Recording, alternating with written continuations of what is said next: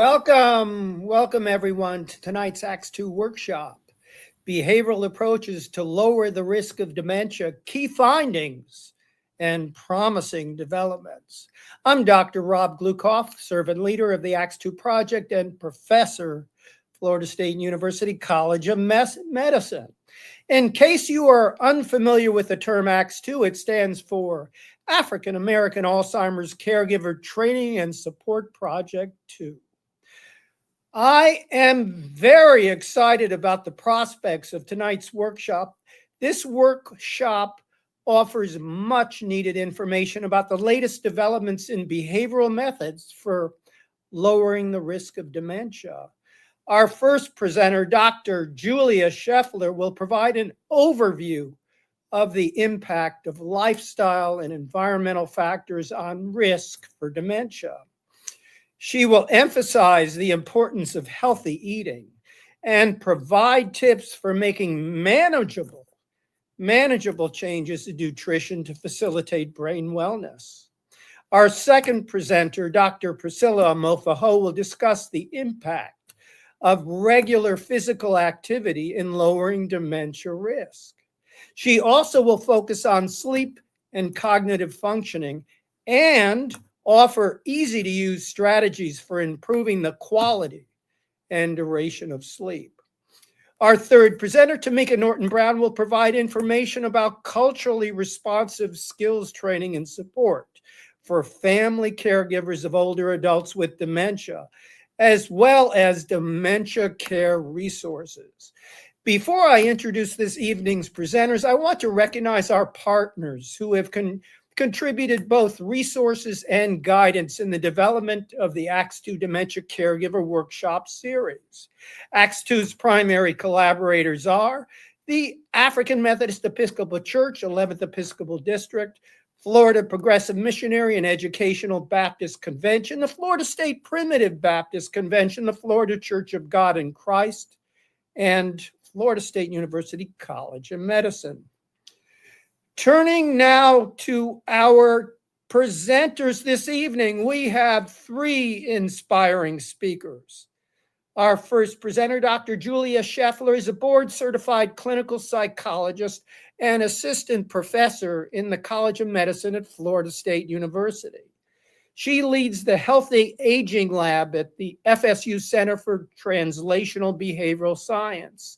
Her primary research and clinical activities include the development and evaluation of behavioral interventions for chronic health conditions, with a strong emphasis on programs that reduce the risk of Alzheimer's disease and related conditions. Dr. Sheffler has a passion for developing community-based programs that help older adults make sustainable changes to their lifestyle and, in turn, long-term improvements of brain health. In her limited spare time, Julia enjoys running and carrying out home landscaping projects. Our second presenter, Dr. Priscilla Amofa-Ho, is a clinical neuropsychologist who completed her doctoral training at the University of Florida. Before obtaining her PhD in clinical psychology, she worked at Rush University's Alzheimer's Disease Center, conducting research on behavioral interventions to reduce the risk of developing Alzheimer's disease and other dementias. Both her clinical and research interests focus on implementing behavioral programs to prevent cognitive decline and adapting them for underserved populations. She is currently a postdoctoral fellow at the University of South Florida College of Nursing, investigating how the quantity and quality of sleep affects cognitive aging and developing lifestyle interventions to lower the risk of dementia. Priscilla has a passion for gardening. Her okra patch has been plentiful this summer. Last, Tamika Norton-Brown is coordinator of the Acts 2 project. She has worked in the area of survey development and evaluation for the past 24 years. Folks, Tamika has served as a caregiver for her dear aunt and uncle with dementia and has a passion for helping others. Tamika has been a great source of encouragement and support for literally hundreds of caregivers of older adults with dementia across Florida. Mrs. Norton Brown is also a strong leader by example in her church community. During the workshop, I encourage you viewers to share questions to be answered after each presentation using the text message function of Facebook Live or YouTube. We also will have a 15-minute question and answer period following the last presentation. And now we have Dr. Julia Sheffler. Welcome, Julia. We are so excited about your presentation. Thank you for having me. Thank you for joining us. All right. And can everyone see my screen? Perfect. Okay. Well, thank you all for joining today. I am really excited to be here and to get to talk to everyone. Rob already gave my introduction, so I'm just going to skip on through and get this started. Let's see. All right, so before I get into nutrition and lifestyle and brain health, I really just want to give a quick overview of what dementia is. Dementia is really an umbrella term that's used to describe multiple conditions that are related to changes in thinking and memory. So for example, Alzheimer's disease is the most common form of dementia. It makes up about 50 to 75% of cases of dementia. And so you'll often hear those terms used interchangeably, Alzheimer's or dementia. There's actually a few other types of dementia that I think are worth noting, including vascular dementia, Lewy body dementia, frontotemporal dementias. And there's actually a couple others, but these are probably the most common ones that you'll hear. And so during our presentations today, you may hear us kind of use these terms interchangeably or use the term Alzheimer's disease, but we're really referring to this cluster of conditions under the umbrella of dementia.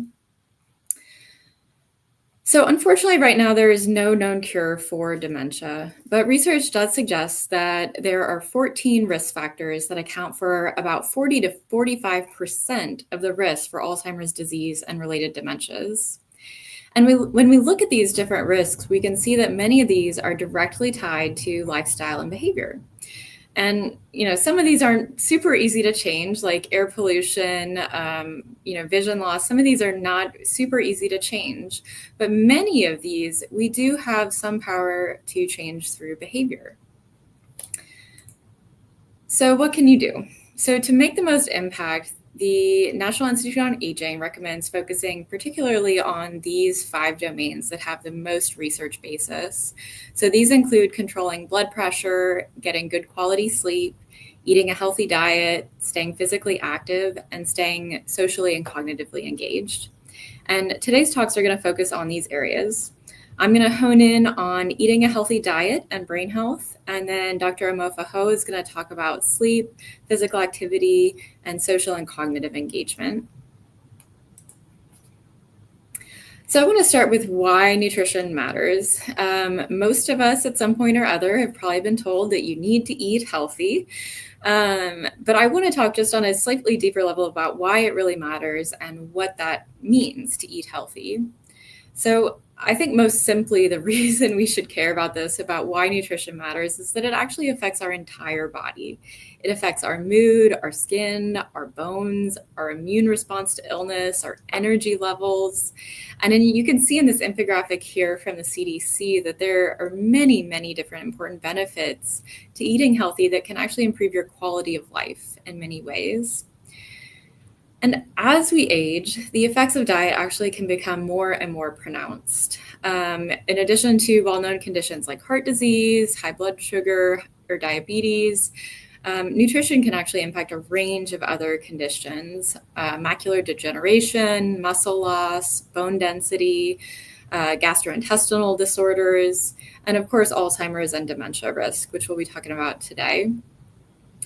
And as we get older, we often see almost a domino effect where maybe in midlife it started as just slightly high blood pressure, and that progresses into more severe cardiovascular disease, which actually can then pave the way for increased risk for dementia later in life. And so just kind of keeping in mind that something as simple as eating too much sugar on a daily basis can actually have real consequences that extend well beyond just initial weight or blood pressure. So main takeaway here, diet, both those long-term and short-term dietary choices really can affect your everyday life, your overall health, including your mood, your energy levels, fatigue, pain, all of these things that really impact how we experience our day-to-day. And so I just really want to impress on you that nutrition and eating healthy, it's more than weight, it's more than weight management. It really is for our quality of life. And so now that we've kind of covered that core foundation, hopefully I've got you hooked about nutrition matters. And so now I want to get a little more buy-in, because more research is showing that certain ways of eating can actually benefit different types of medical conditions. And just to be clear, I am not saying that food can or should replace any actual medicine. But as I've mentioned here, what you eat really can have real and substantial impacts on different health conditions and can be a great supplement to working with your doctor. So, additional risk, as I mentioned, high blood pressure is a very significant risk for dementia. High blood sugar and inflammation are also chronically thought to be associated with increased risk for developing dementia. The good news is that what research is starting to show is that certain eating patterns, so certain dietary patterns, can directly affect these risks through a few different pathways. So for example, the Mediterranean diet has pretty consistently been associated with reduced chronic inflammation in the body. The DASH diet has been found to lower blood pressure, and the ketogenic diet has been consistently shown to lower blood sugar or reduce that A1C level that many people are worried about. And even more research, as we are looking across these diets, people are finding some of these commonalities across them, the things that really would suggest that combining these components will have the most benefit. So for example, combining a modified Mediterranean ketogenic diet or combining both the Mediterranean and the DASH diet, we see that both of these combinations tend to address multiple, if not all, of these risks that I've described.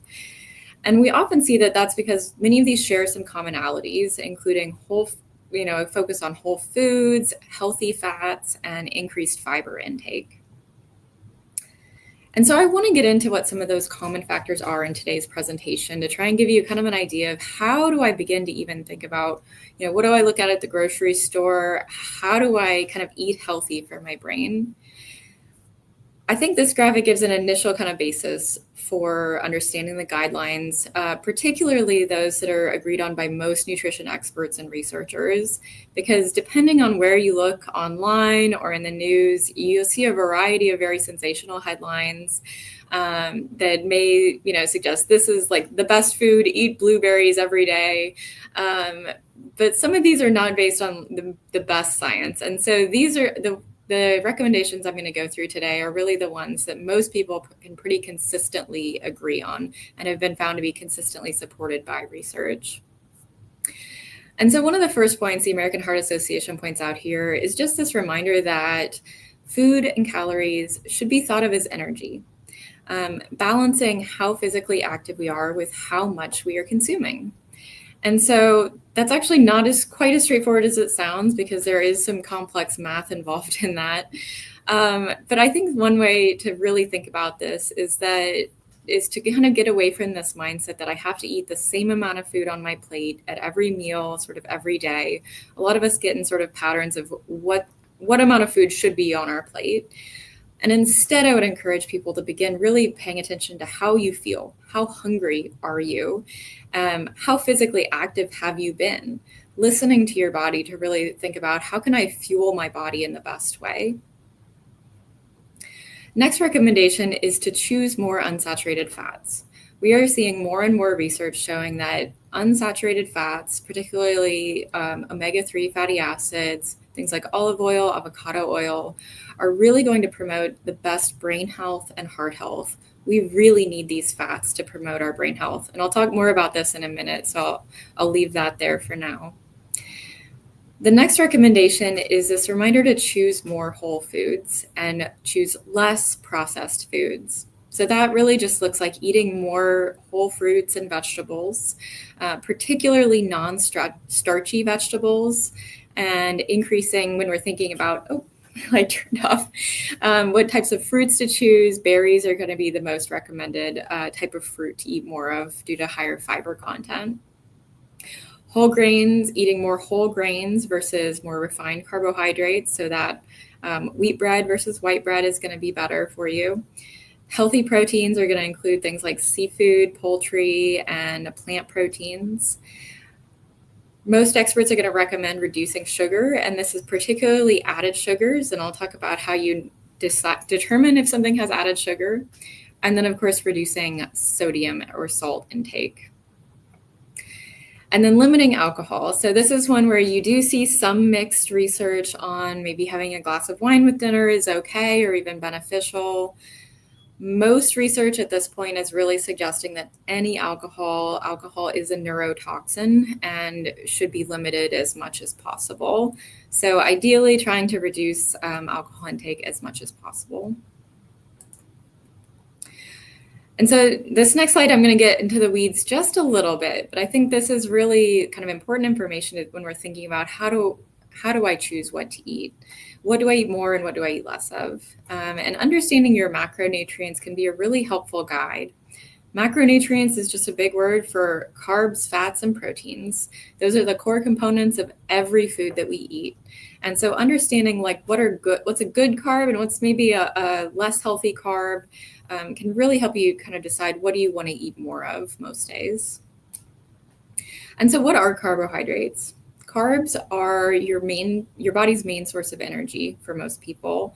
And these are going to also potentially promote healthy digestion, especially fiber. Fiber is a type of carb. And so most recommendations would suggest to reduce those simple or refined carbohydrates, things like sweets, white bread, pasta, and anything that has added sugars in it. That's going to be a lot of refined carbohydrates added in. And then instead try to replace those with more complex carbohydrates, high fiber foods, more vegetables, whole grains, beans, legumes, any types of fruits. And there's some good research suggesting that we should try to get as colorful of carbohydrates, as colorful of fruits and vegetables as we can, because different colored fruits actually often have different types of minerals and micronutrients, vitamins that are really great for us. And sort of interestingly, some research actually shows that some of those more purple vegetables or purple fruits as well tend to have a little bit more of those antioxidants that are especially beneficial to the brain. For proteins, proteins get especially important as we get older. They help support our lean muscle mass in particular. They help our body grow and repair our tissues. So if you're ever, coming off of a surgery or you've had a slight injury, having a little extra protein can actually help with recovery. And as we get older, having a little more protein, assuming you don't have any kidney condition, can be especially beneficial. So adequate protein is going to be anywhere from about 20% to 30% of your calories coming from some kind of protein. And ideally, you really want to aim for those lean protein sources. So things like fish, eggs, plain yogurt, chicken, tempeh, plant and lean meat sources are going to be your best source of protein. And then lastly, we have fats. And I would say fats have gotten a pretty bad rap over the years, but fats actually play very important roles in our body, including providing a potential alternate source of energy for our brain. And this is really, really important when we think about dementia risk, because oftentimes the brain is not as able to use energy from carbs as easily when we have dementia or Alzheimer's disease, but it can still use energy from fats. And so it's a nice alternate energy source. It provides cushion for our organs. It can make certain hormones, allow us to absorb different vitamins. And then it also actually helps hold our cells together. And so in particular, those unsaturated fats actually help with our cell membrane integrity. So it literally is holding our cells together in our body. So fats really do matter. But the type of fat matters even more. So trans fats and saturated fats are going to have a very different effect on our cells than unsaturated fats. And so that's why researchers are really beginning to recommend increasing those unsaturated fats as much as possible and decreasing other forms of fats, avoiding trans fats entirely, but limiting those saturated fats as well.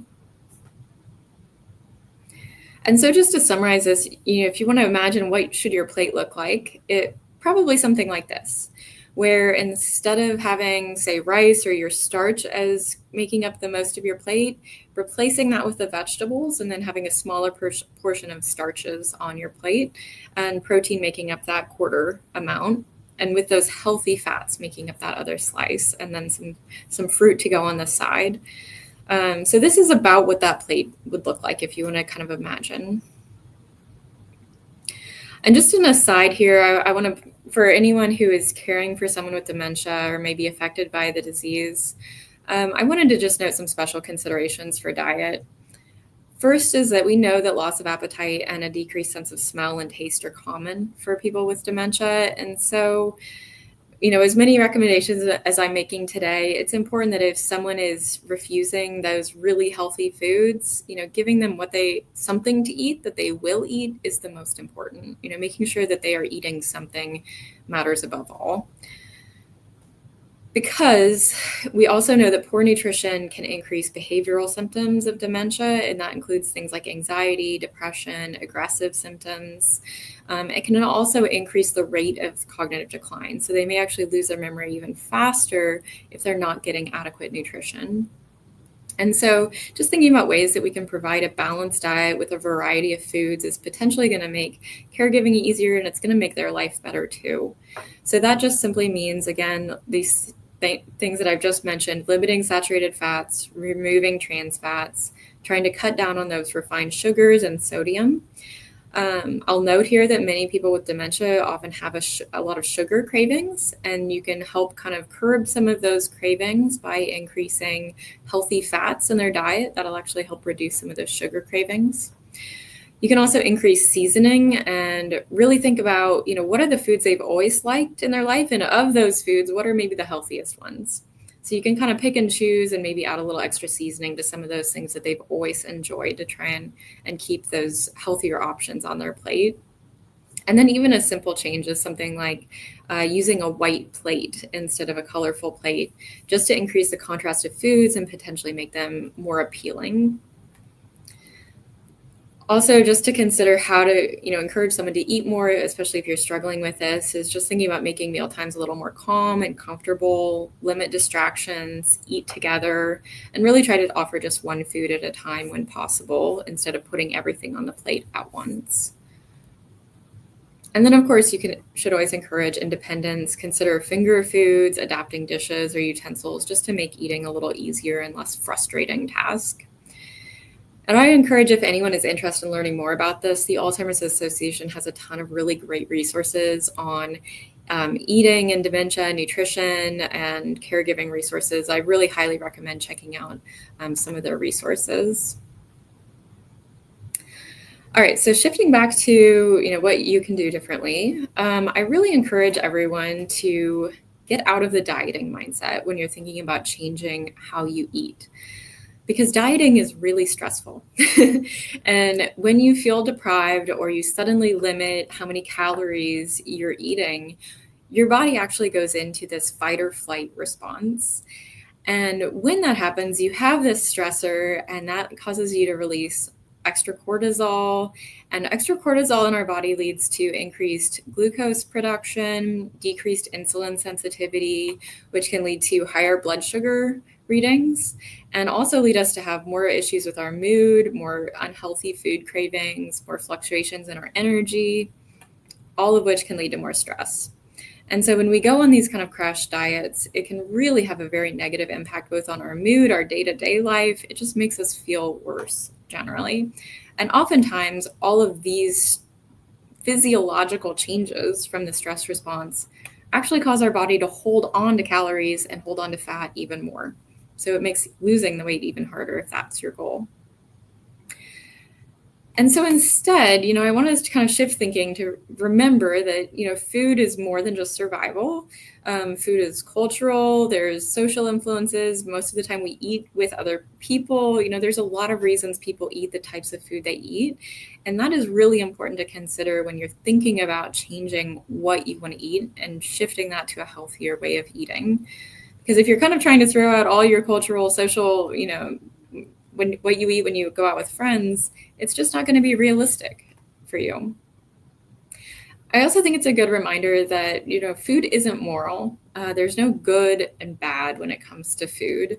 There's simply the food that is going to fuel your body a little bit better, that's going to be a little healthier for your brain, for your heart, and there's going to be the foods that don't provide those same benefits. And so getting away from dieting, instead, we really recommend making small and manageable changes over a longer span of time.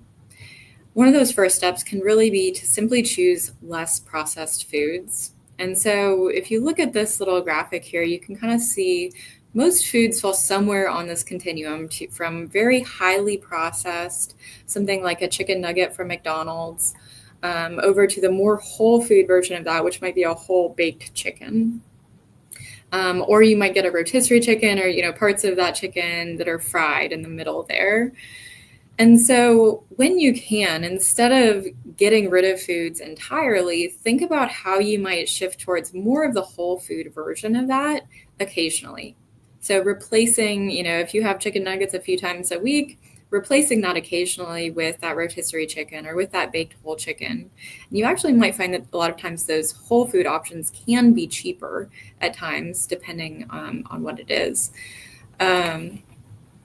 But thinking again, just making those small changes of replacing rather than eliminating, because again, that idea that I can't ever eat this favorite food of mine, that's going to also initiate that stress response. So remind yourself you can have it sometimes, it's okay, but more often choosing that whole food. And so a lot of this is about simply changing our mindset from, oh, I can't have that, to, well, maybe I won't have that right now. So how do you choose healthier foods, particularly when you're at the grocery store, when you're shopping? Unfortunately, there's a lot of really misleading food labels out there and a lot of advertising for like this heart healthy food, or, a lot of people, I put yogurt on the screen because so many people hear like yogurt is so good for you. It's such a great, food for your gut. But if you look in the yogurt aisle, there's about 50 different options, and about half of them, if not more, you'll see high fructose corn syrup. Sugar is one of the very first ingredients on those lists. And so many of those will have you kind of thinking, oh, I'm having a healthy yogurt snack. When the reality is it's actually, you might as well just be eating candy in many of those cases, unfortunately. And so how do you figure that out at the store? One of the first steps is learning to read ingredient lists. And just a quick crash course on this. Ingredients are listed in the order of weight. So how much of that is in the product is how they are listed. And so I just wanted to show this example of these like vegetable chips. They look like they could be a very nice, healthy alternative, right, to a potato chip. But if you look at the ingredients, you see that the first couple ingredients are actually just potatoes, and then oils and salt and sugar and seasoning. And actually, you're not getting any of the vegetables until after salt and sugar in here, and oils. So there's actually more salt and sugar in these chips than vegetables, aside from potatoes, of course. And so, this is just something to consider when you're looking at this. Is it really going to be that much better than my favorite potato chip, right? Because you're often going to pay more for something like this. And the increase in how good it is for you may not be that much. So make sure reading those ingredient lists can help you avoid spending too much money on something that's not actually that much better. And help you really know more about what am I actually eating. The nutrition facts also can really make a huge impact. A lot of people just take a quick look at calories and say, oh, it's not that many calories, but may not notice how many servings things are. So a lot of things that look like it's very obvious that I'm going to eat this in one serving, and it's actually 4 servings. So that means you have to multiply the calories and all of this times 4 to see how much you're actually getting when you eat that. The nutrition facts, I will say FDA has some great information that you can follow up with this. I would really encourage people to look more into this since I don't have time to get too in depth on it today. But this is also a nice quick way to see, does it have saturated fat or trans fat? Does it have those added sugars? Those are things that are required to be included in food labels. So you can always at least check for that added sugar, trans fat, and saturated fat. And then if you're tracking it, you've got your proteins, carbs, and fats here as well. And I recommend using technology to help. Nutritionix is probably my favorite. It's a free app you can download on your phone, and it's also available just on your desktop computer if you want as a website. Nutrition IX. And so you can actually, on your phone, you can even scan barcodes at stores to get a quick overview of different types of foods. You can track what you're eating on a day-to-day basis and just type stuff in.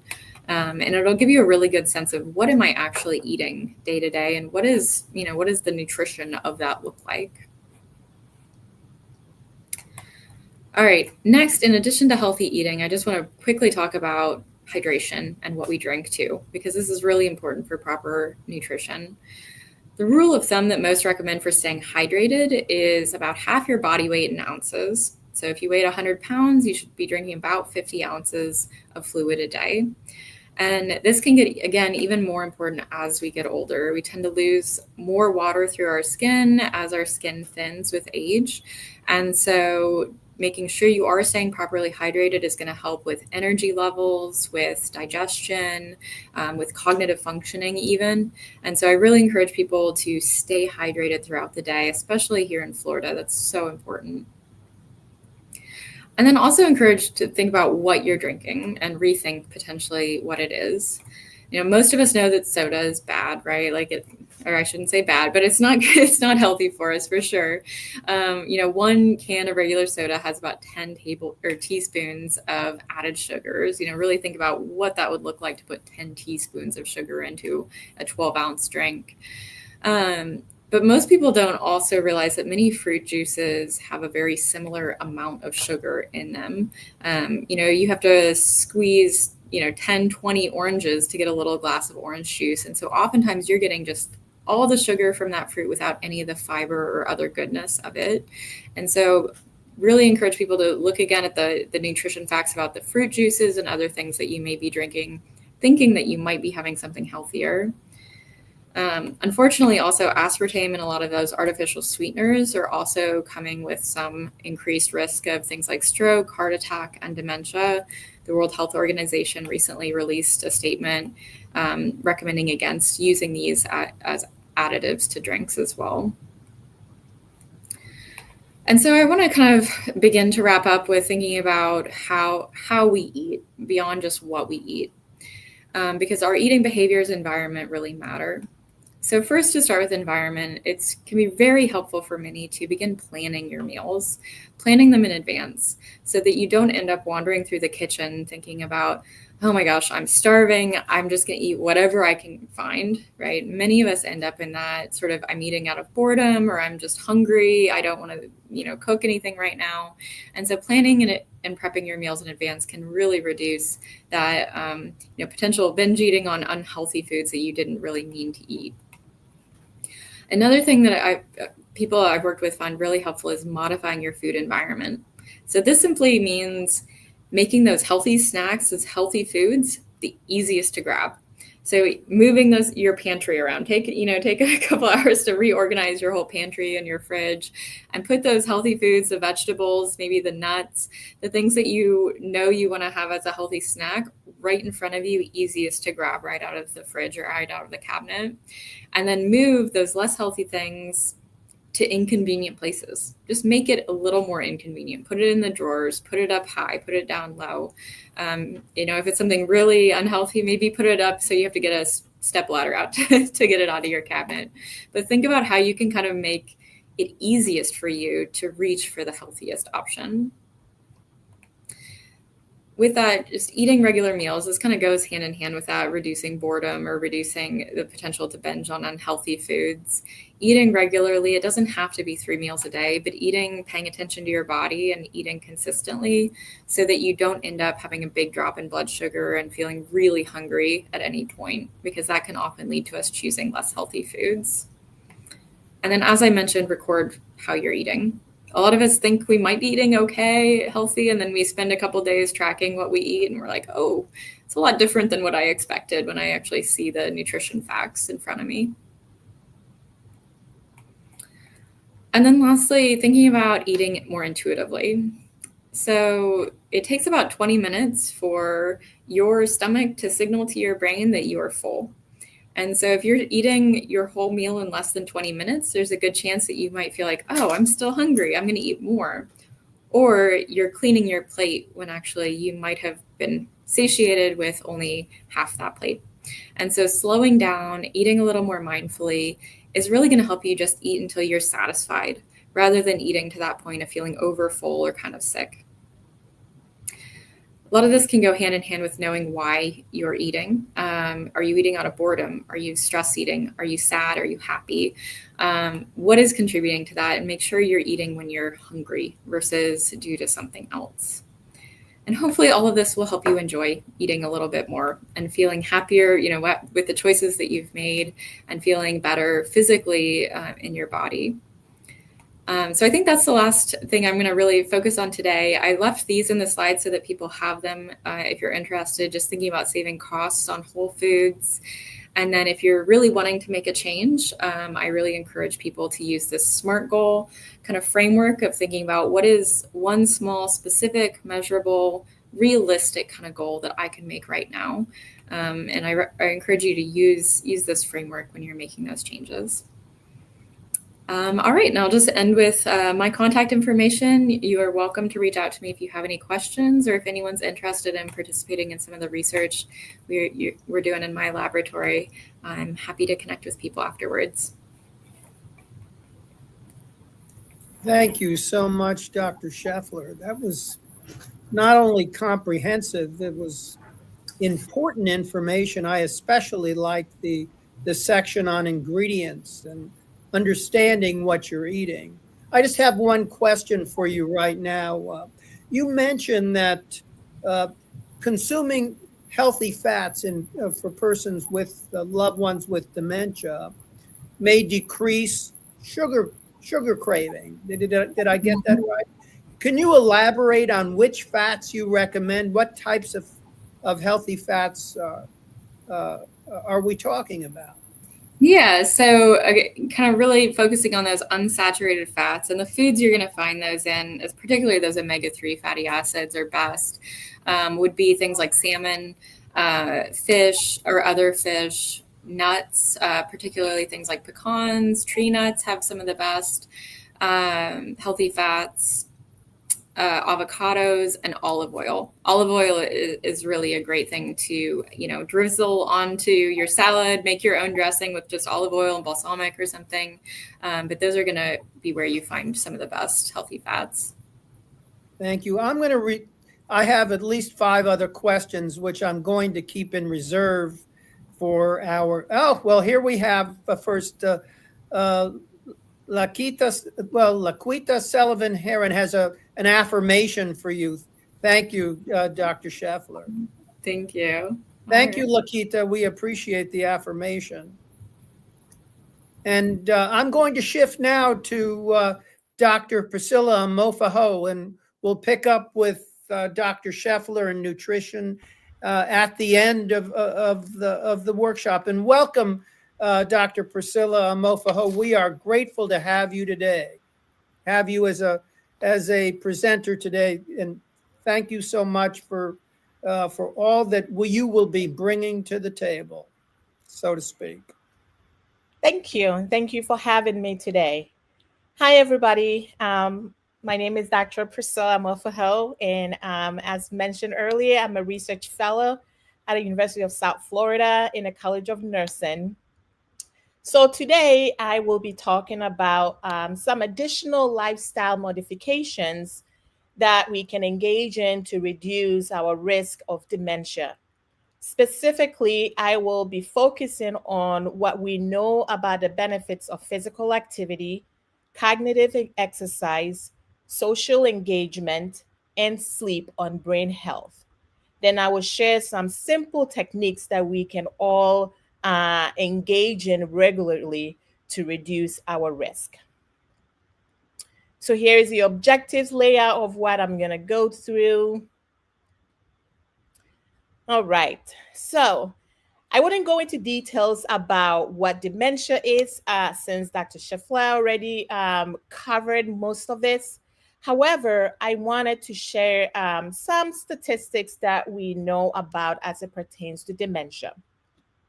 So, as already mentioned, Alzheimer's dementia is the most common type of dementia, and it affects 1 in 9 older adults in America.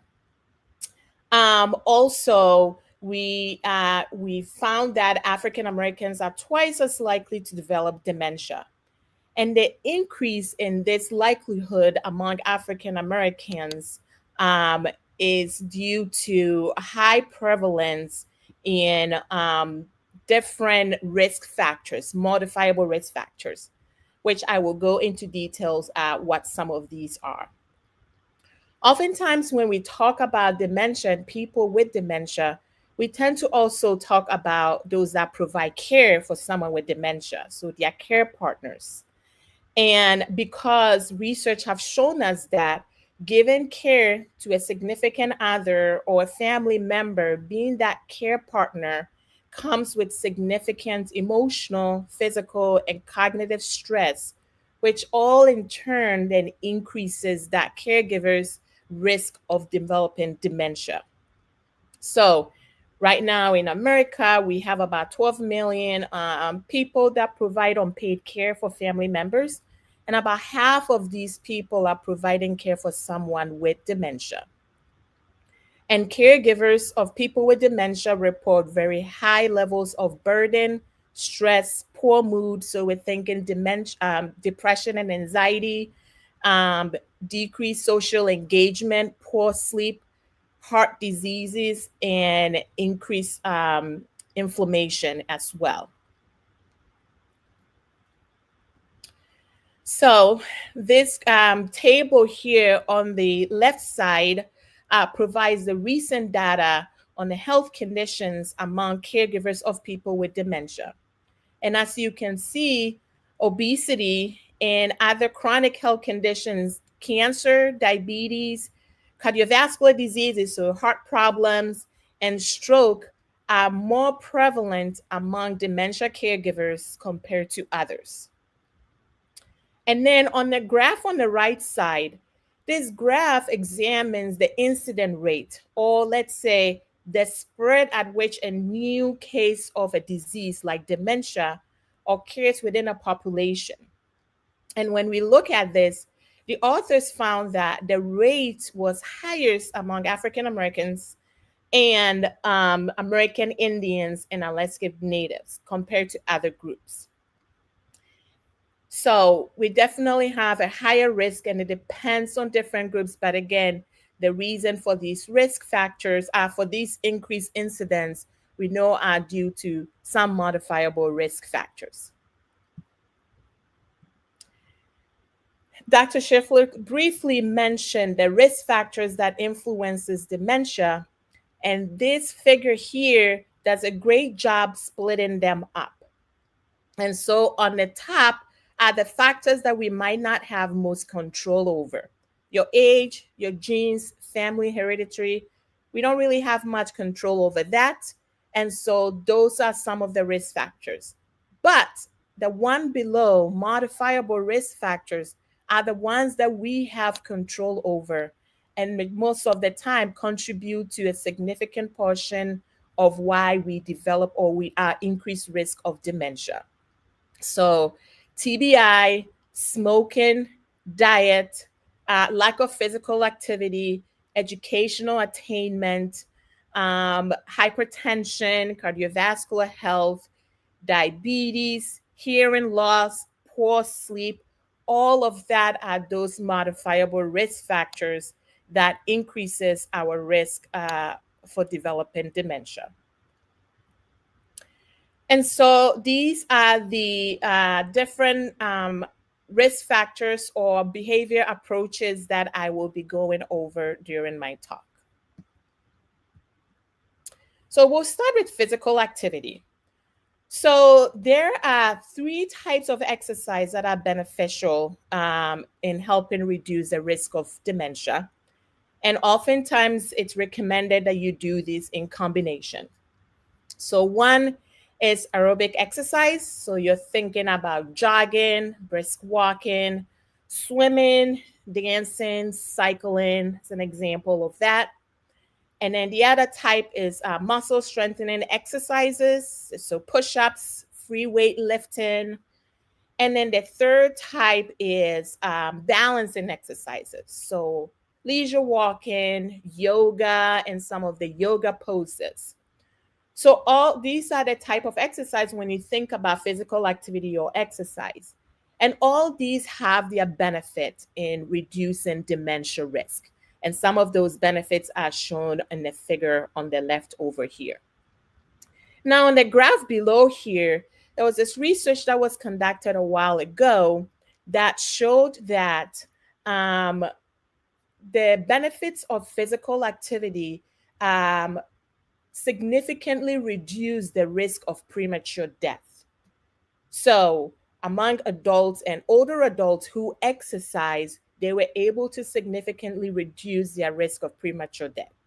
For example, being active was associated with at least 50% reduction in these risk of premature death. What they also found was that for middle-aged women who exercise less than an hour a week, had a 50% increase in premature death. So not to say that if you exercise, you eliminate all of this, but it definitely reduces that risk significantly. And so what is the suggested amount or type of exercise that have benefit to cognitive improvement or reducing risk of dementia? So normally we suggest moderate to vigorous intensive exercise. So you're thinking about brisk walking, swimming, water aerobics, cycling, jogging, Zumba, dancing, some yoga. Basically, you want something that can increase your heart rate. So these have been found to preserve cognitive functioning. So what about how much of this do you need to do? We're thinking 30 minutes a day for 5 days a week.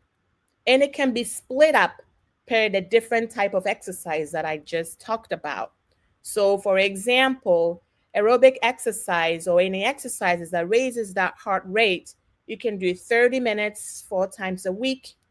We have resistance training or exercises, which can be 15 minutes twice a week.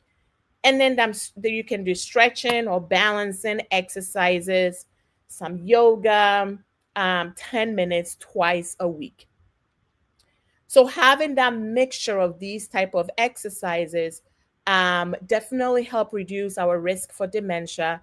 Also helps reduce a risk of chronic illnesses, stroke, diabetes, high stress, and even poor mood. And this slide here just go over additional examples of things that you can do that will still be considered physical activity.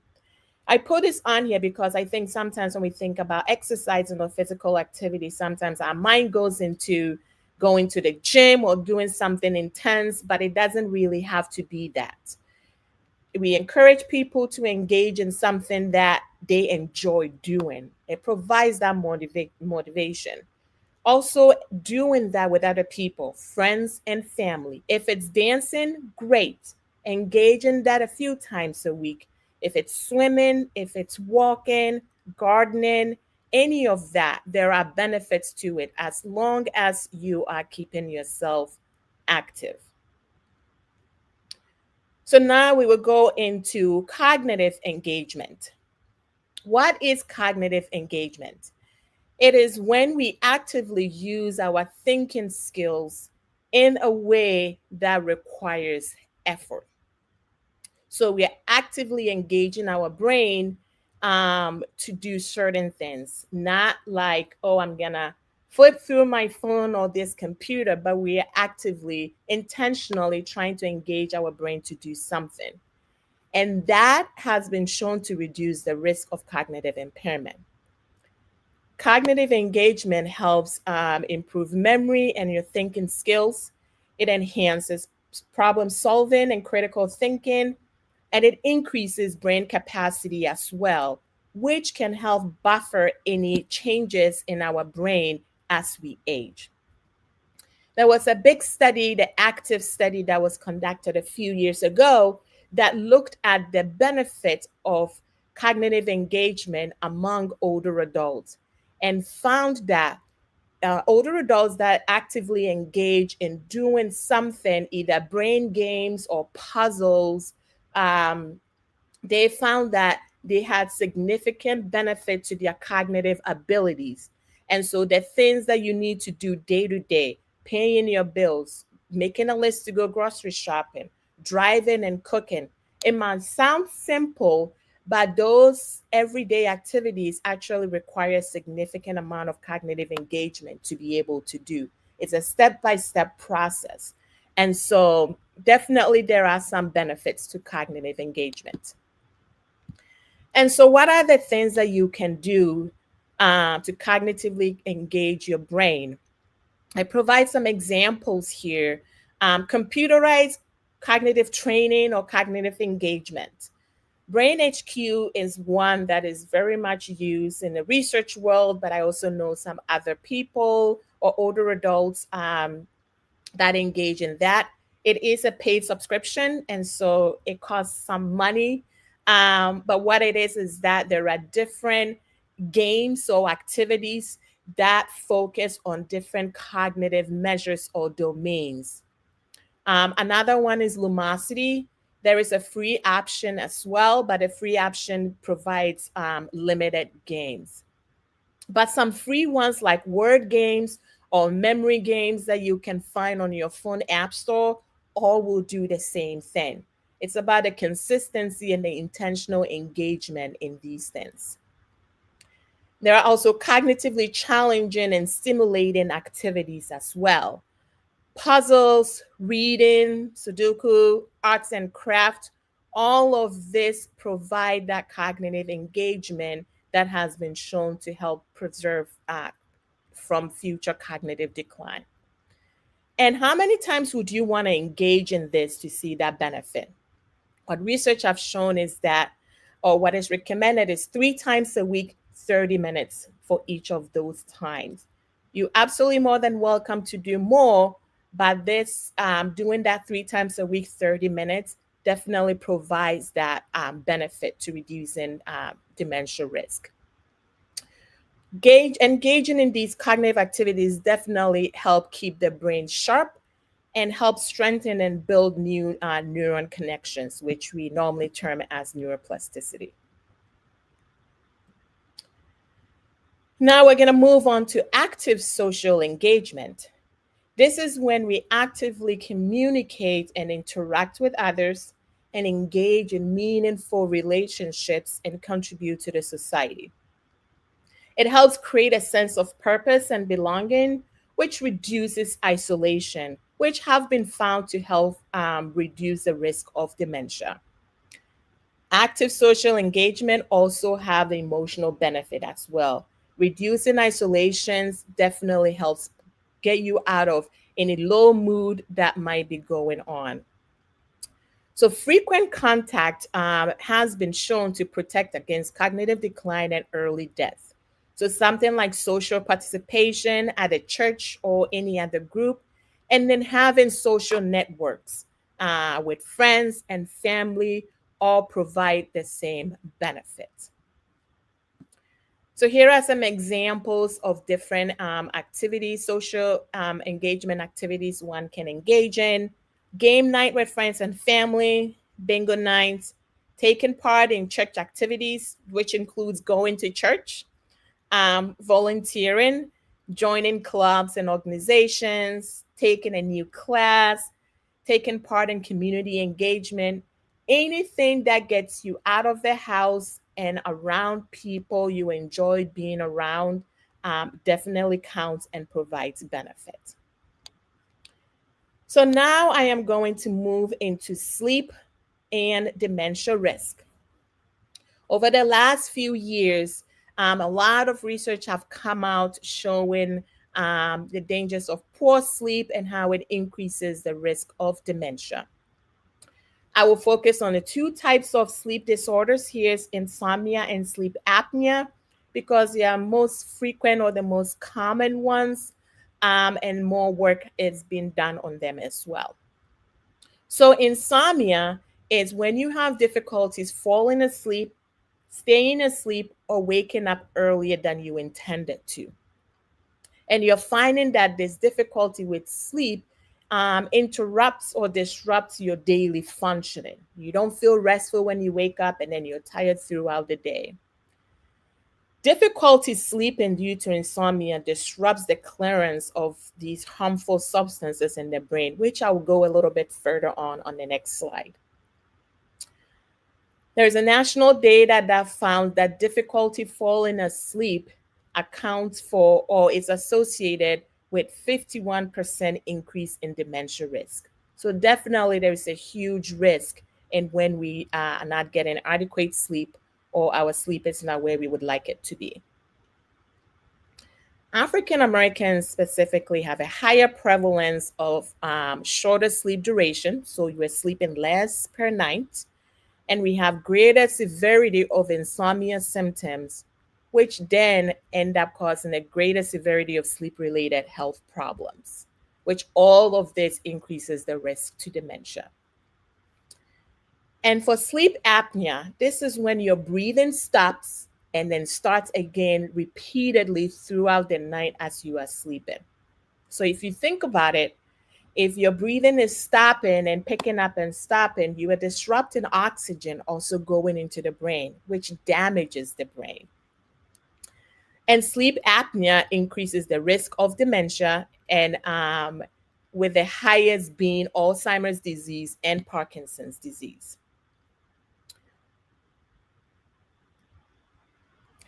So I mentioned earlier on about how sleep actually helps clear out harmful substances in the brain. So it's proposed that sleep functions as the brain's waste removal system, which we call glymphatic system. So when the brain, when we sleep, the brain is offline, and that is the time for it to unplug, clean up any wasteful proteins or stress hormones that might not be needed in excess. And then this unplugging also allows us to go back to our baseline, refresh the brain again, and prepare us for the next day so that we can continue to do the things that we do. When we don't sleep, then we don't get the chance to remove some of these wasteful products. And we also don't get a chance to restore the brain and its function back to where it needs to be so we can keep going. So you can see how disrupting sleep in the long term can cause a lot of health issues, and also increasing your risk to dementia. So what are some risk factors that increases or makes us have poor sleep, which then increases our risk to dementia? Stress, high BMI, which mostly is associated with sleep apnea, poor neighborhood conditions. Sometimes we don't think about this, but it really affects our sleep. So noise pollution from traffic and neighbors. Imagine living in a big city. At night, you're getting ready to go to bed, and there's just a lot of noise outside. It definitely will disrupt your sleep. Air pollution, bright ambient light, high crime. The perception of danger and fear keeps the body in this high alert system, which makes it harder to shut down and fall asleep. Limited resources as well, so access to healthy food, physical activity, feeling safe to be outside, walking, and clinicians. Well, look at that. Lack of physical activity. Exercising definitely helps improve your sleep as well. And then poor sleep habits. We all have it, right? Excessive screen time before bed, caffeine or alcohol consumption 2 hours before bed, and eating a heavy meal 2 hours before bed. Chronic pain have also been shown to really increase the risk of poor sleep and poor mood, depression, anxiety, and then also being a care partner. Because of the stress and the burden that comes with providing care for a loved one, it also puts you at a risk for poor sleep. So, how do we improve our sleep? Here are some strategies, simple ones that we can all start trying to improve our sleep. So, sleep education, trying to understand what causes the difficulties with our sleep can definitely help us reduce those difficulties. Sleep hygiene, avoid caffeine after 12 p.m., avoid exercising, excessive exercising, smoking, alcohol, heavy meals 2 hours before bed. Relaxation techniques are huge in helping calm ourselves down and calm down that sympathetic system in the body to get us ready to shut down the brain and to sleep. So, meditation, mental imagery, deep breathing are all very helpful. Stimulus control. Go to bed when you're tired. Don't use the bedroom for anything other than sleeping or sex. If sleep is not obtained within 15 minutes, leave the bedroom, do something, get yourself tired, and then try to return to bed again. Try waking up the same time every morning. It helps um, set our body's own sleep cycle system, the circadian system in the body, and avoid daytime napping. Also, for CPAP, for sleep apnea, I know that sometimes it's uncomfortable. People don't like how it feels. It's bulky. But when you think about the fact that throughout the night, you might not be getting enough oxygen into the brain, it's definitely important to wear the machine that will help put oxygen into the brain. There are different types of CPAP. If there is one that doesn't work for you, I encourage you to talk to your clinician or physician to explore different options. And then also managing health conditions. Heart disease, hypertension, and diabetes definitely affects your sleep. So, what is the takeaway? I wanted to end with a recent research that came out from the Alzheimer's Association, the US Pointer study. This was a 2-year lifestyle intervention study looking at the cognitive benefit of engaging in lifestyle activities for older adults at risk of dementia. So the lifestyle activities they included in this study was physical activity 4 days a week for 30 minutes, healthy diet, a component of what was initially discussed, but they focused on the mind diet, green leafy vegetables, berries, nuts, whole grains, olive oil, fish, and poultry. Cognitive engagement, like the one we discussed, they use Brain HQ, but then again, you don't have to purchase that. There are other ways that you can engage the brain. And then managing your heart health, cardiovascular health. So these older adults were encouraged to engage in all four of these consistently. And what they found is that engaging in these activities significantly improved cognitive function among the individuals that took part in the study. So, all to say that plenty of research keeps coming out showing the benefits of engaging in these modifiable risk factors, the things that can help change and reduce these risks to dementia. So that's the end. Thank you, everybody. Here is my contact. If you have any questions or anything, don't hesitate to reach out. And if there are any questions, I will take it. Very good. Boy, that was one outstanding presentation, Dr. Amofa-Ho. You covered the beachfront. Well, we have, once again, we thank you, Lakita Sullivan Heron. Sleep deprivation is a serious problem for caregivers and their loved ones. I actually have a follow-up question, unless Esperance, who's manipulating the banner, our social media coordinator, has another comment or affirmation. Is there anything else? Okay, I'm going to give you my question then, Dr. Amofa-Ho. Is there an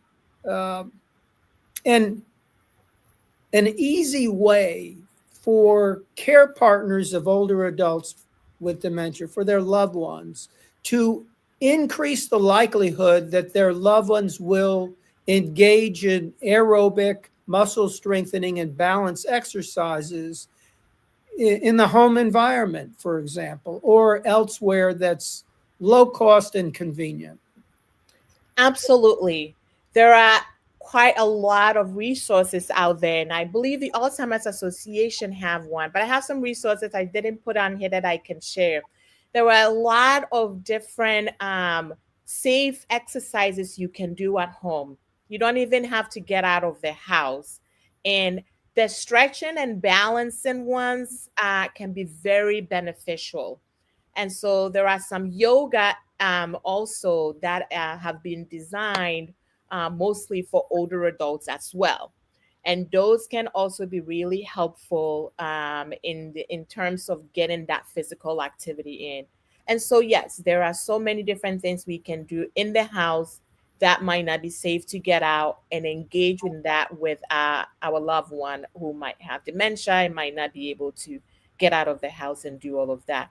Also, something like walking up and down the house as well, or engaging in simple household tasks or chores are all simple exercises that can also help and provide some benefit as well.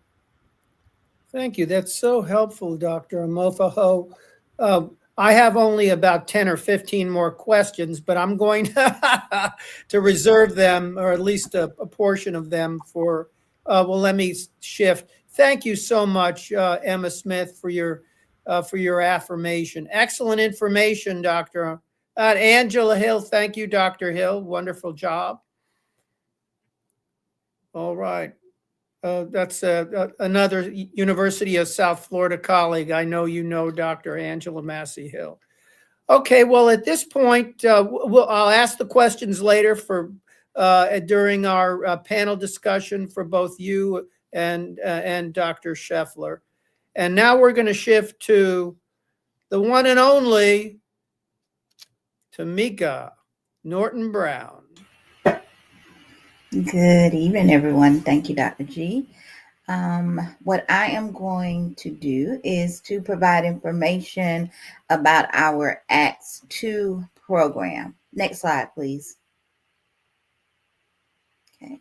As Dr. G mentioned before, Acts 2 is African American Alzheimer's Caregiver Training and Support Project 2. We are a free, faith-based but ecumenical program that provides skills training and support for African American caregivers of loved ones with Alzheimer's or dementia. There are also other services that we provide to the general community, and I will discuss them in a moment as well. We offer three major types of services. The first is our faith integrated group skills training and support for distressed African American caregivers of older adults with dementia across Florida. That's our 12-session program that I'll provide more information on in a moment. We offer things like what we're doing tonight, dementia awareness presentations and workshops at faith, community, and elder care venues, as well as we have a very active social and print media that reaches across Florida and the U.S. We also provide individual telephone-based problem solving and information and referral consultations, and that's available to all dementia caregivers and other stakeholders across Florida and the U.S. Next slide, please. Before I go into the description of our 12-session program, let me also state that every single service provided by Acts 2 is absolutely free. So no caregiver, community group, community member will ever incur a cost for receiving our services. For our 12-session program, in order to qualify, you must be Black or Black Caribbean, residing within the state of Florida, a relative caregiver, and we loosely define relative. So I tell my caregivers you can be related by blood or related by love, and then experiencing distress in your caregiving duties. And there's a measure that we use to determine that. In our 12-session program, it will include 7 group skills building. So we pair 3 caregiver in a group and then 5 individual sessions. All of the sessions are delivered weekly over our toll-free telephone by what we refer to as trained lay pastoral care facilitators. Those are simply non-pastors from the community who we train to actually deliver the 12-session program. In those individual sessions with the facilitator, it focuses on goal setting and problem solving to address those concerns that have been identified by the caregivers. Most caregivers who come into our program have 2 or 3 things that they want to work on, and they get 5 weeks one-on-one to work towards some strategies to help them achieve those goals. Next slide, please. Our program has 6 major components. The first is an overview of the basic characteristics of the dementia, so I call that Dementia 101. We work with our caregivers on relaxation training combined with calming prayer and or meditation. So we actually teach our caregivers how to have mind, body, and spirit enter into the state of relaxation. We work with them on effective thinking about the challenges of caregiving coupled with scripture. Next slide, please. We have my favorite module, but it's the hardest one to master. I call it the me time module, but it's emotional well-being. Just being able to build in those pleasant daily activities as a guard against emotional distress, like negotiating time to be able to take a walk or listen to your favorite type of music. We also work with them on communicating effectively, not only with the care partner with dementia, but with family and health professionals. And then lastly, on developing those effective problem-solving skills through the personal goal setting. Next slide, please. When we talk about dementia awareness training, we will deliver both in-person and virtual dementia awareness training to family caregivers and other interested parties. And some of the example topics that we cover, we talk about the basic information about the characteristic and stages of dementia. We cover risk factors for Alzheimer's disease and related conditions. And then we also talk about strategies for preventing or delaying the onset of dementia. Next slide, please. When we talk about individual problem-solving consultation, now the individual problem-solving consultation sessions are available to any caregiver, regardless of race and regardless of location. So 1 or 2 problem-solving sessions are delivered over toll-free telephone by ACTS2 staff members. The caregiver will prioritize 1 or 2 goals, and we work with them in developing an action plan. And some of the more common example problems that we work with caregivers on are they're having difficulties with bathing and hygiene for their loved one. They're having challenges with eating for their loved one, and also difficulty getting help from family members. Next slide, please. For our information and referral consultation, once again, available to any caregiver, regardless of race, regardless of location, 1 or 2 INR sessions delivered over toll-free telephone by an ACTS2 staff member. The caregiver, once again, will prioritize their INR goal, and we work with them in developing an action plan. Some of the more common INR concerns is they want to identify affordable caregiving services. They want to find culturally responsive adult daycare centers, and then locate effective estate planning assistance. Next slide, please. We have also included dementia care resources. There is the Florida Department of Elder Affairs, the Alzheimer's Association, the Alzheimer's Foundation of America, There's the Elder Helpline, the Elder Care Locator, and the Alzheimer's Disease Education and Referral Center. Next slide, please. Interested caregivers can learn more about Acts 2 by telephone, email, or through the web. You can contact us toll free at 1-866-778-2724. My local to Tallahassee cell phone number is 850-274-4945. And if you call that toll-free number, it will roll over to my cell number. My email address is tnnorton@fsu.edu. You can also reach us here on our Facebook page, Acts 2 Caregiver Project. Send us a message and we will respond. We also have a website, www.acts2project.org. And what we're going to do is take you on a brief tour of our website. So if you'll bring the website up, please. Okay. We have a newly designed website that has a ton of very useful information. If you would click on Program of Services. Okay. On our Program of Services page, it basically gives information, some of which I've just provided, about our 12-session skills building program, what you're going to learn. And if you're interested in signing up, it has a sign up today button that you can fill out, and it will send that information to us as well. Okay, if you will go back up and click on Caregiver Resources. Here on our Caregiver Resources page, you will find a video archive that will contain the links to all of the Facebook Lives that we have done so far, and the one from tonight we'll post here as well. We also have prayers and readings. We have information on the basics of dementias. We have information about caregiver well-being and also information on caregiver skills. If you will go back up, please, and click on useful links at the top.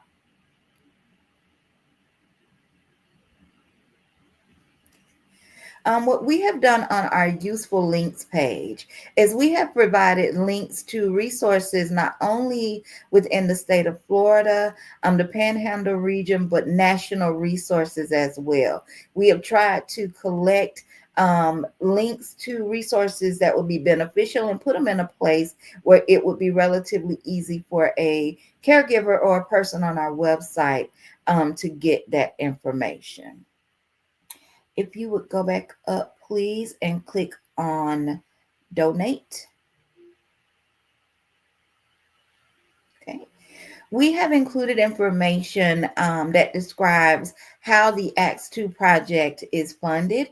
And if you are interested in donating to the Acts 2 project, that information can be found there as well. Okay. And if you will go back up and lastly click on Contact. Okay. If you are interested in signing up for our program, or if you just have a question, whether it be about our program, any of the information that you heard tonight, you can fill out this contact form. It will route to my email. Just include whatever question that you may have, and we will absolutely make sure to respond and provide that information to you. We thank you all so much for the opportunity to provide the information about Acts 2 to you all tonight. I will state that if you registered or if you did not register and want to receive a copy of the materials provided tonight, please reach out to me via email and I will make sure to send those PowerPoints to you. What we are now going to do is have all of the participants come up and we will have a panel discussion.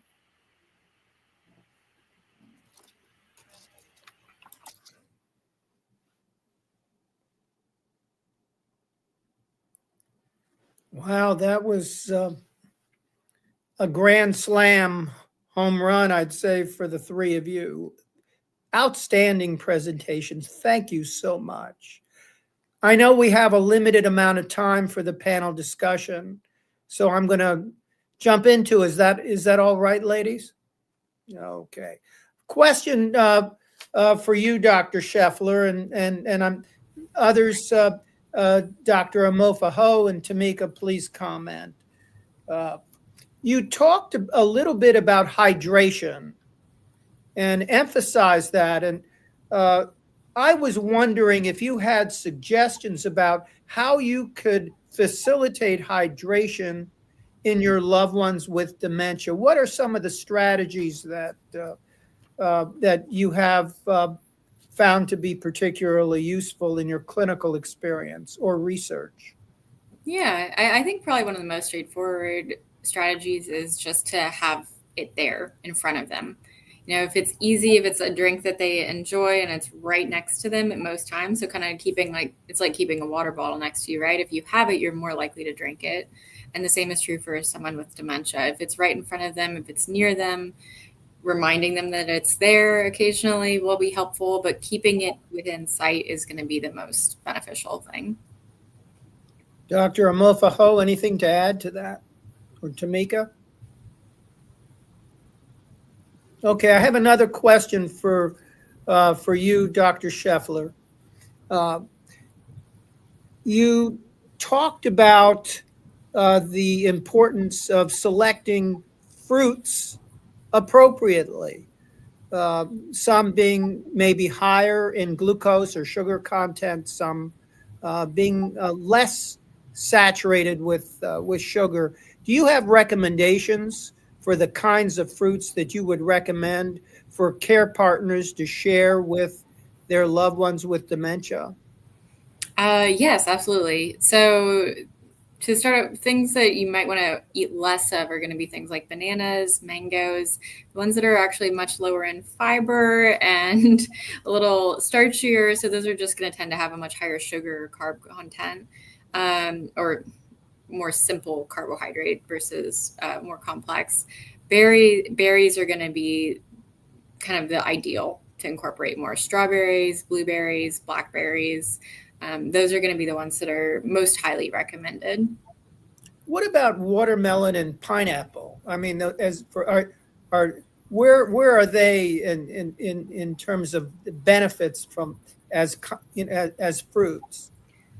They're mostly water and well, watermelon is mostly water and sugar, realistically. So it's great for hydration, though. So if someone really likes water, that could be a good way to keep them hydrated, right? Is to offer more watermelon. Pineapple is another one that's pretty high in sugar, or in fructose too. So, enjoy occasionally, though. So, those are enjoy occasionally, but maybe not every day. Thank you. Any comments, Dr. Amofa-Ho or Norton Brown? Well, I'm going to shift now to ask you a couple questions, Dr. Amofa-Ho, and Dr. Sheffler and Tamika can comment as well. What is your understanding of how increased social engagement, having contact with others, having that opportunity for high quality communication, what is the physiological mechanism that links that to a lower risk for dementia? Well, that's a loaded question. I can think of different things that actually, help lower it. And so, for one, as we associate with different people, it helps reduce our stress, right? We're enjoying that engagement and that social interaction. So that reduction in stress alone helps protect us from an increased risk of dementia. So that is one. And then the second one too is most of the time during these social engagements, we physically are also involved in doing something. And so then you have the physical activity component also attached to it as well. And one of my favorite is the emotional support or the benefit that we gain from that as well. The feel good, the minimizing the isolation, knowing that there are others around you who cares, you enjoying that interaction. It definitely helps minimize or eliminate any poor mood, feeling down, anything like that. And so social engagement tends to pull from the different risk factors, and so it provides a lot more benefits that help to reduce dementia. Yes. Your thoughts, Dr. Sheffler and Tamika Norton-Brown, about that question, which is somewhat of a demanding question. Please forgive me. You did a great job in responding to that question, Dr. Amofa-Ho. Oh no, I meant it just had a lot of components to it. Your thoughts, Dr. Sheffler, about how social engagement which is thought to be a significant benefit, on the other side, isolation being a risk factor for dementia. How does that lead to physiologically increased risk for dementia? Or reduce. So I think part of it is just when you're socially engaged, you're also cognitively engaged, right? I mean, it's a form of almost brain training, right? Like you have to think more complexly about things. If someone asks you a question, you have to pause and, oh, wait a second. So I think part of it is also just that cognitive engagement, right? If you're having conversations, you're more likely to be engaging different parts of your brain. And like Priscilla said, there's different things you're doing at once. You're maybe more physically active. You're more likely to be doing multiple things at once, engaging those executive functioning skills. So yeah, it's I think I agree with it completely. It's a lot of different things happening at once that make it beneficial. Tamika Norton-Brown, your comments, we talk a lot about COVID and social isolation and the factors associated with that might have led to increased risk for dementia, and also a worsening of cognitive decline in persons with dementia. Mm-hmm. Your thoughts? Yeah, I agree with what Dr. Sheffler and Dr. Amofa-Ho were saying. Even as I talk to caregivers, the caregivers themselves will often talk about how they feel some burden was lifted, or how they feel a little bit lighter when they get the opportunity to either talk with other people on the phone, or if they get the opportunity to go out, and even if it's just going to a church service or going to a program where they get to have those interactions, they always talk about how they left feeling a little bit lighter, or for that period of time they got to focus on themselves, or they got to think about other things. And so I'm always preaching to our caregivers about how extremely important it is to make sure that they are getting out there, putting themselves out there, and socializing with others. Okay, we're going to go to our final comment because we do want to be respectful of time and to end close to 8:30. For each of you, a final thought on today's workshop. Let's start with you, Dr. Amofa-Ho. So I'm really glad about all the different components we talked about today. It highlights all the different the risk factors, but then also the modifiable things, the things we can engage in, the lifestyle things that research is showing over and over to protect against dementia. And I'm glad we also hit on caregivers and what the risks they have, but then also how they can engage in these as well. And I will say, nothing can be done overnight. It's baby steps. And so take it one day at a time and engage slowly, and you will slowly build on it. You might start let me start with the diet, and slowly I'll get the exercise going. But know that we don't recommend that you start everything and you have to do everything. It is just that the active, slowly building on will have that impact. So that is what I will leave with. Dr. Sheffler, your final thought, if there is a final thought? Dr. Amofa-Ho, that was very well said. I really thinking about, the small steps.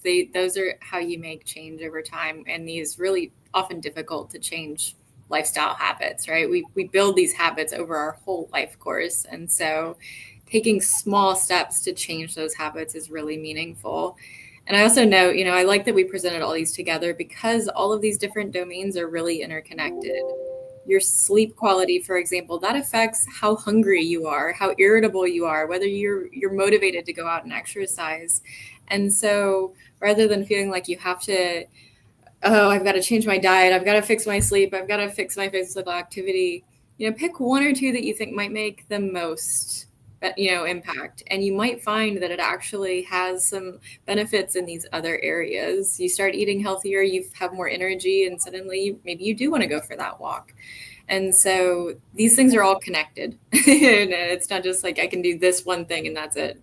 That's all that's going to happen. But Thank you so much. Yeah, you actually talked about small and manageable changes in nutrition, that's the route to go. That's one of the themes for this evening. Tamika Norton-Brown, your final thought, please. My final thought is there's been a great deal of information that's been provided, very good information, is to take that information and apply it as best you can, but also give yourself grace in doing that. To understand that we weren't built in a day. It's going to take more than a day to unbuild some of the bad habits that we may have. But as long as we are willing to try, as long as we are willing to make those small steps that, every day we can strive to do and be a little bit better, and then take advantage of resources that are provided. As a caregiver, you do not have to do this alone. Even if you have just questions, reach out, ask the questions, get the information, and all we can strive to do is to just do a little bit better tomorrow than we did today. Well, I just wanted to express my appreciation to Dr. Priscilla Amofa-Ho, to Dr. Julia Sheffler, to Tamika Norton-Brown for 3 really moving and informative presentations.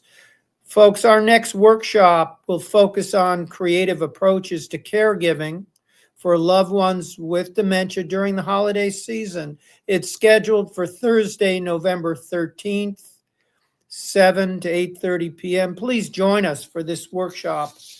Have a very blessed evening. Thank you for those who participated in the discussion, the audience. We thank you for your excellent contributions. Have a wonderful evening.